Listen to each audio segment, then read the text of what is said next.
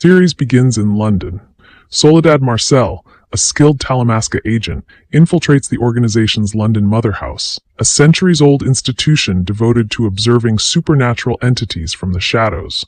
She's after something hidden deep in their archives, a file labeled Chrysalis. Inside, everything is redacted except for one word: alias.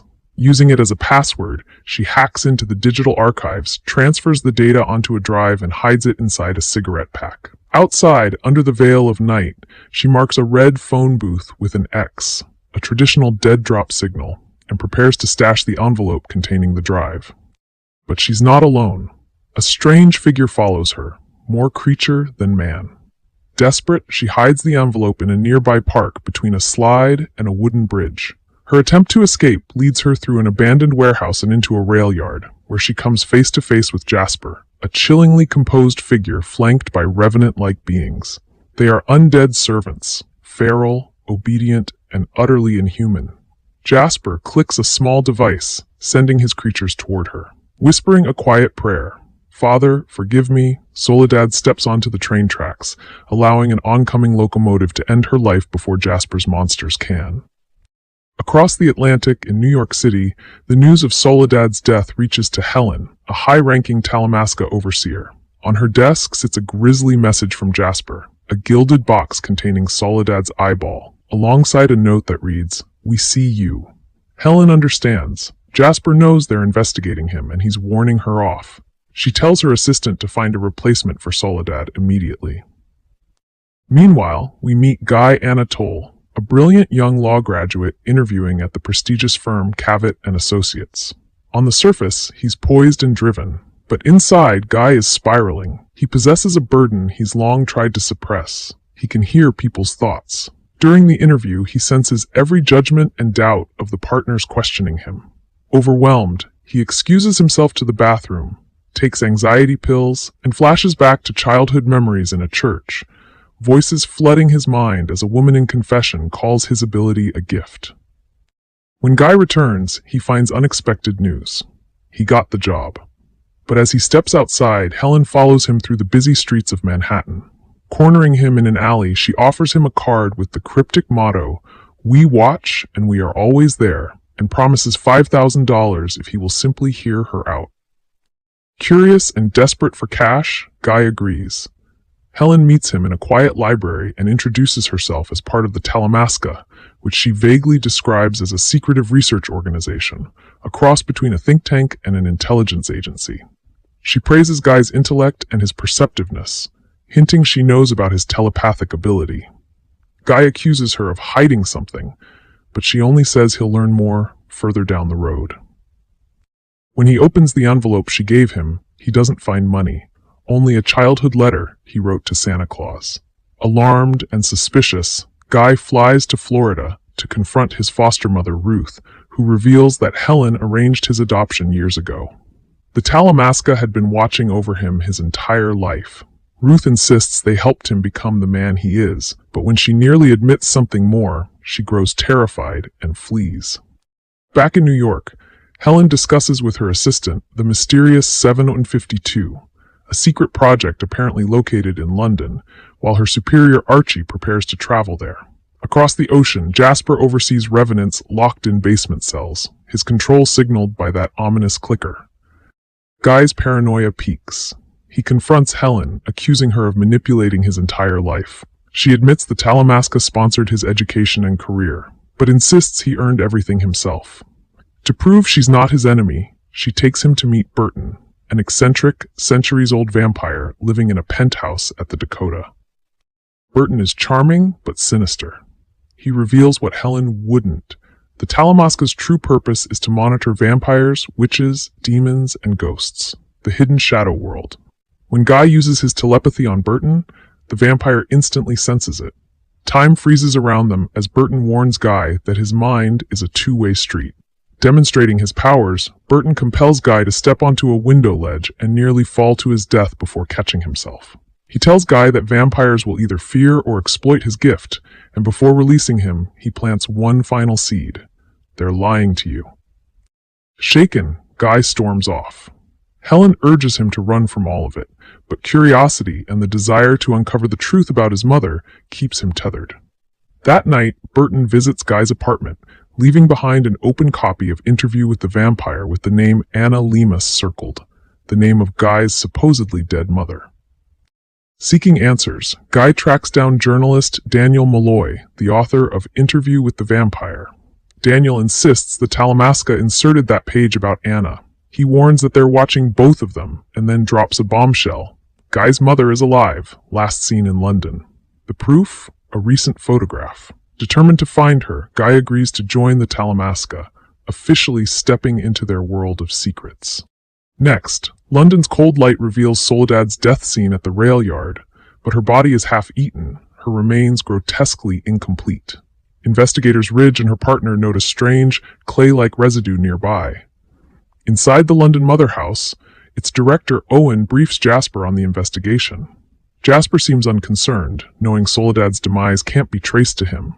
What worries him more is Helen, who will soon send a replacement. In New York, Helen debriefs Guy on his mission. He'll travel to London under the guise of taking a sabbatical from his new law firm. She provides him a laptop, access code Dark Horse, and several untraceable debit cards. This mission, she warns, is off the books.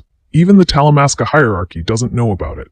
His assignment: infiltrate the rogue London branch and uncover whatever they're hiding about the 752.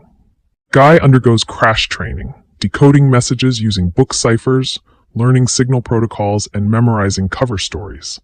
His handler will contact him in London, but Helen stresses that he'll be alone until then. Before parting ways, Guy asks her name. She gives one, but whether it's real remains unclear. In London, Guy settles into a modest flat near the mother house and begins his undercover life. At the same time, Checkers, a local field operative, is reprimanded by Owen for a breach in security. Unbeknownst to him, Soledad had stolen his ID to break into the secure archives. As Jasper watches through surveillance feeds, he seems amused by Checkers' defiance, remarking, "I like this one."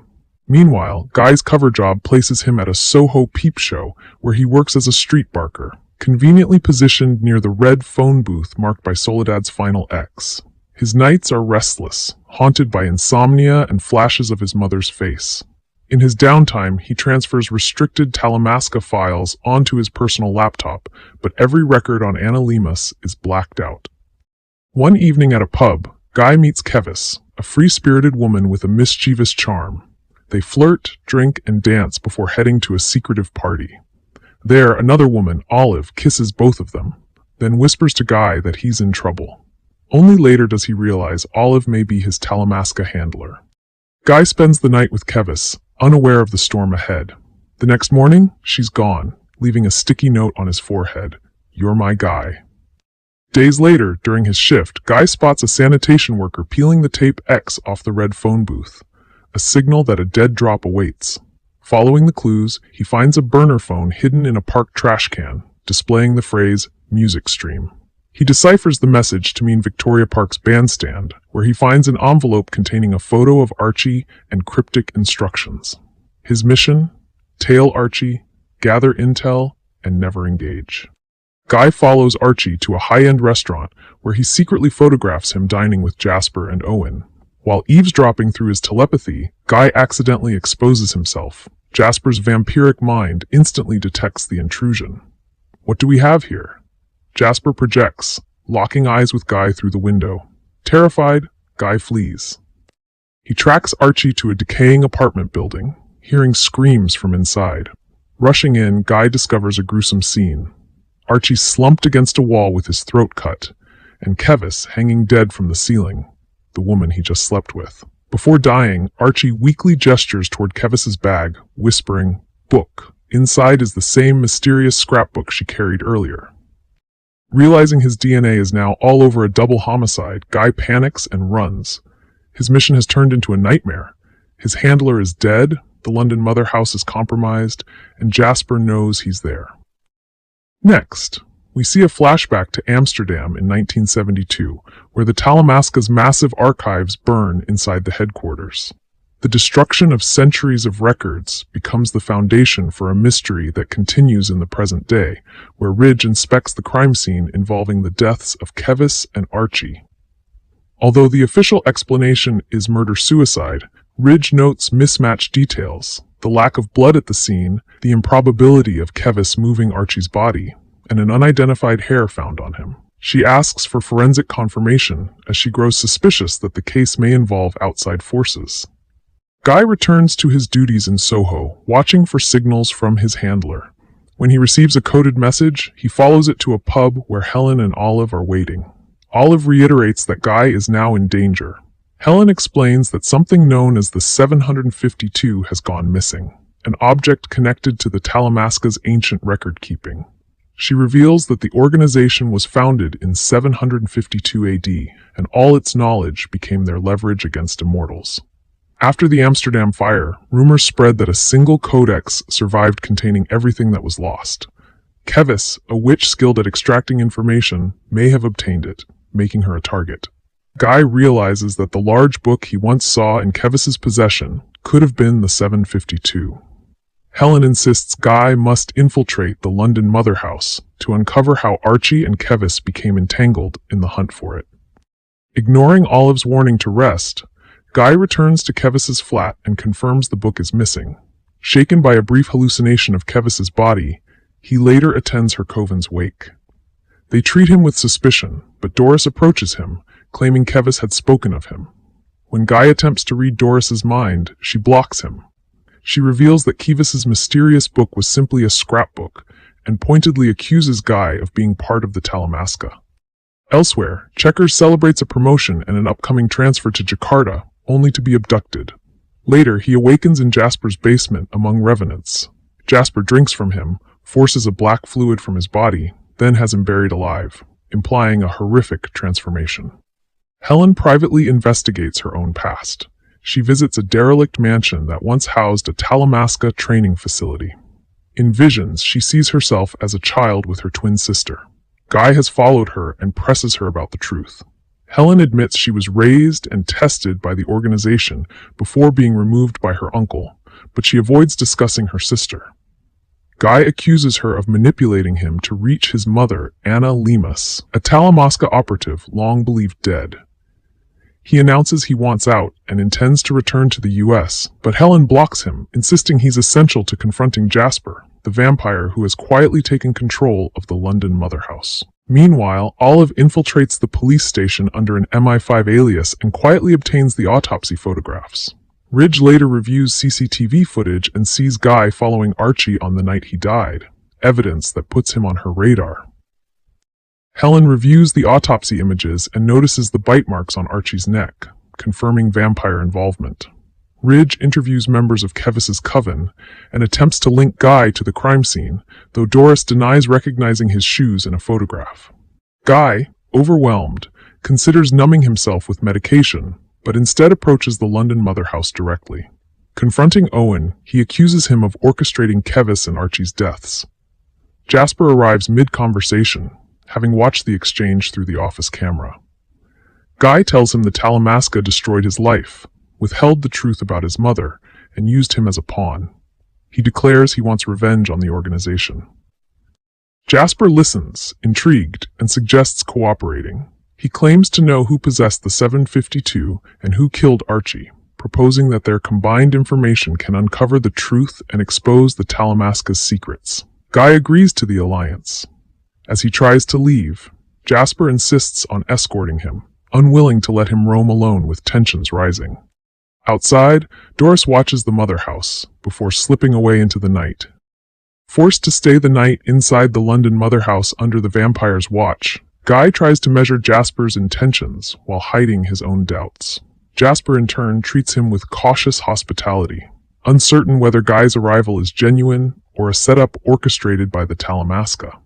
Their mutual distrust begins to soften when Jasper reveals what he knows about Archie's death.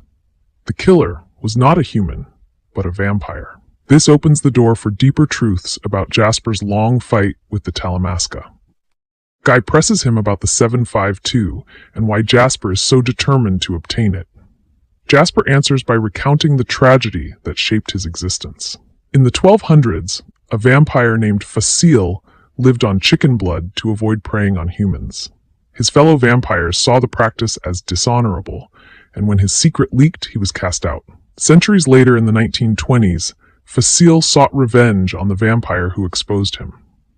To locate his target, he bribed a Talamasca agent, gaining the name of an entire coven. Facile attacked the group, killing humans and vampires alike. 17 were slaughtered. Jasper, then a child vampire, was the only survivor. The Talamasca's willingness to sell secrets and their power to ignite centuries-long feuds among immortals left Jasper without a family or identity. To him, the organization's knowledge is a weapon placed recklessly in the wrong hands.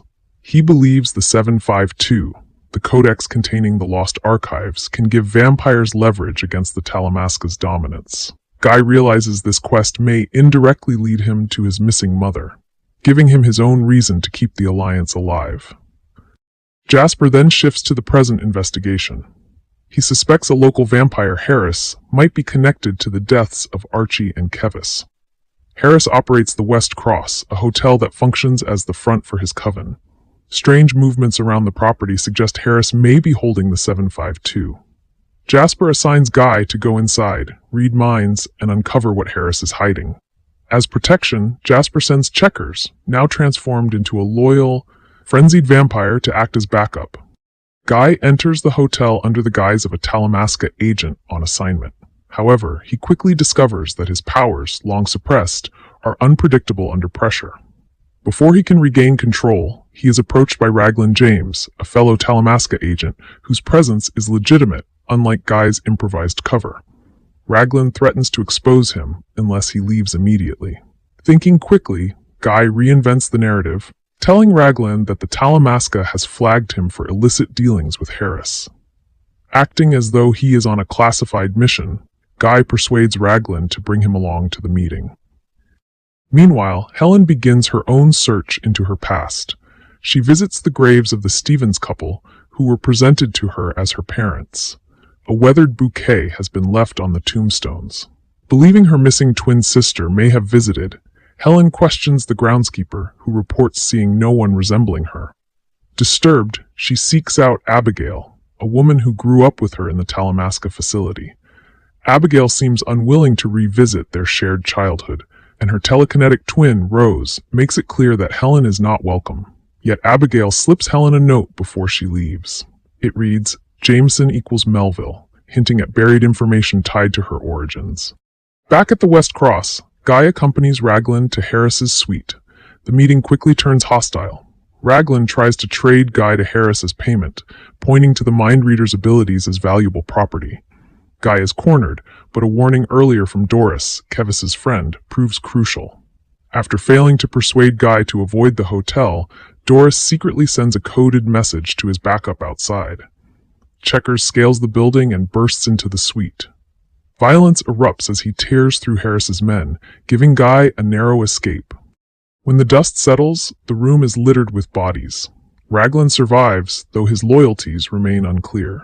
Guy discovers the suspicious activity around the hotel has nothing to do with the 752. Instead, Harris has been selling ancient vampire blood, harvested from an elder being held captive and drained over time. Jasper arrives and sees it as further proof that immortals suffer because the Talamasca looks away or profits in silence. Guy and Jasper leave the hotel, believing the trail of the 752 has gone cold. They return to the mother house, unaware that Doris, determined to protect Guy, has hidden herself in the trunk of their car. Guy rides with Jasper back toward the London mother house, knowing the vampire is searching for the identity of the woman who saved him. Jasper presses him mercilessly, alternating between taunts and sudden flashes of violence, testing how far Guy can be pushed before he breaks.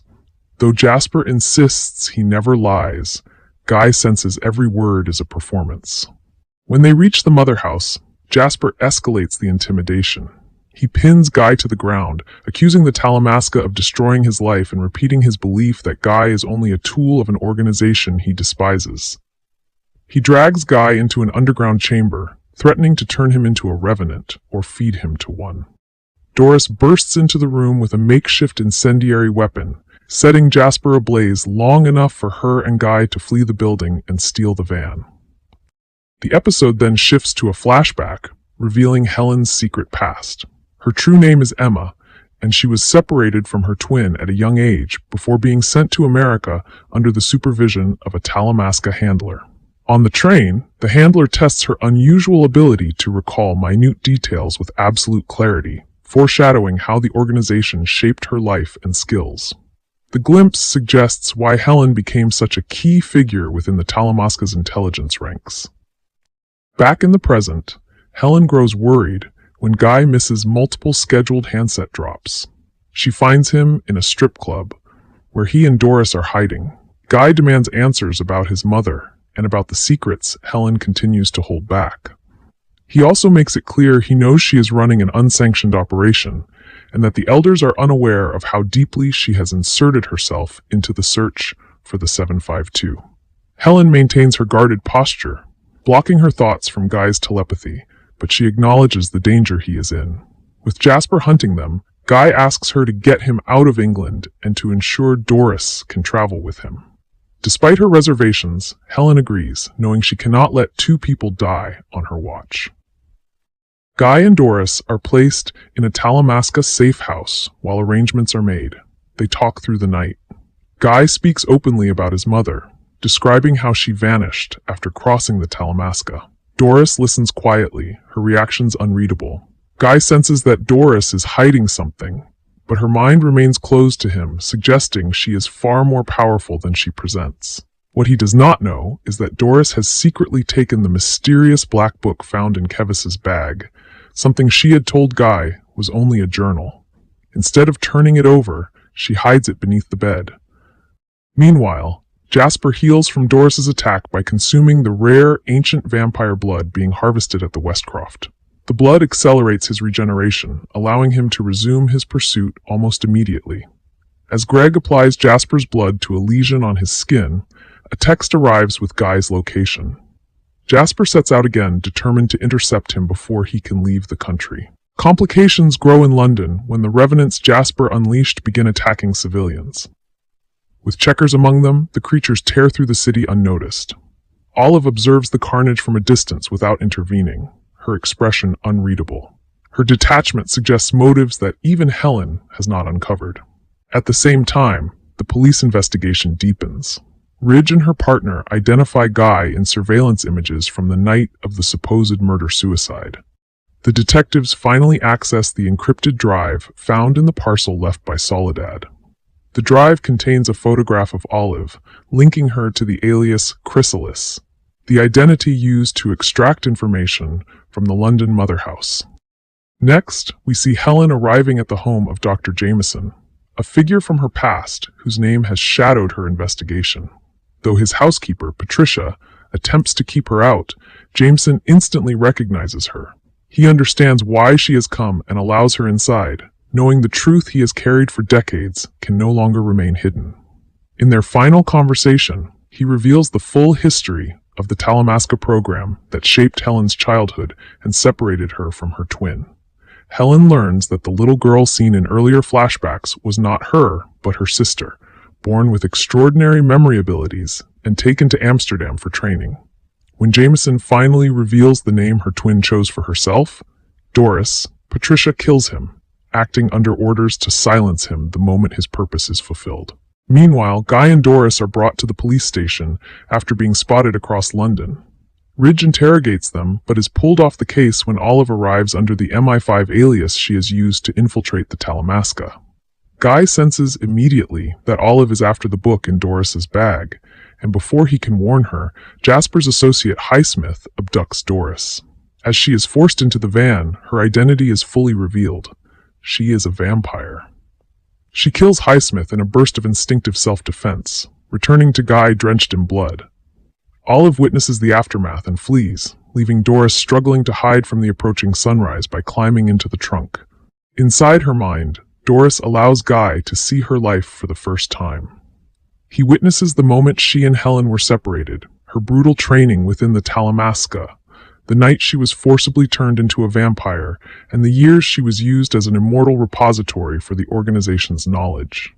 Doris reveals she is Project 752, the living vault created to preserve every secret the Talamasca feared losing. Her disappearance left the Amsterdam mother house desperate to recover her, and the events in London exposed enough threads for them to track her again. Helen, now wanted by Interpol due to Olive's carefully planted evidence, works to secure safe passage for Guy and Doris before she allows herself to be arrested. She meets them at Waterloo Station and gives them their final instructions. Though they have no time to speak openly, Helen and Doris recognize each other instantly after decades apart.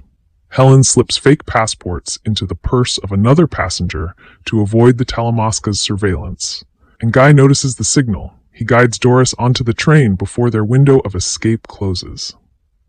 As Guy and Doris depart England under new identities, Helen turns herself in to Ridge, who has been suspended but remains determined to uncover the truth. Ridge receives the final drop Soledad left behind, exposing Olive's aliases and confirming her infiltration of the Talamasca. Realizing Helen is not the murderer she was accused of being, Ridge prepares to work with her to expose the hidden forces moving through London. Back at the London mother house, Jasper returns to find his movements have been monitored all along. Houseman, the director of the Amsterdam mother house, has sent operatives to capture him. After killing Greg in a final act of rage and betrayal, Jasper is bound and transported to Amsterdam. When he regains consciousness, he faces Houseman, who reveals the decades-old assignment given to another vampire, creating the immortal that became Doris. Houseman intends to force Jasper into repeating the process, transforming a new generation of recruits into vampires under Talamasca control. Far from London, Guy and Doris travel towards safety. In the quiet of the train, Doris tells Guy she may know where his mother is, hinting at a connection the Talamasca has kept buried. As they disappear into the distance, the search for the truth behind Guy's family becomes the final mystery the season leaves open.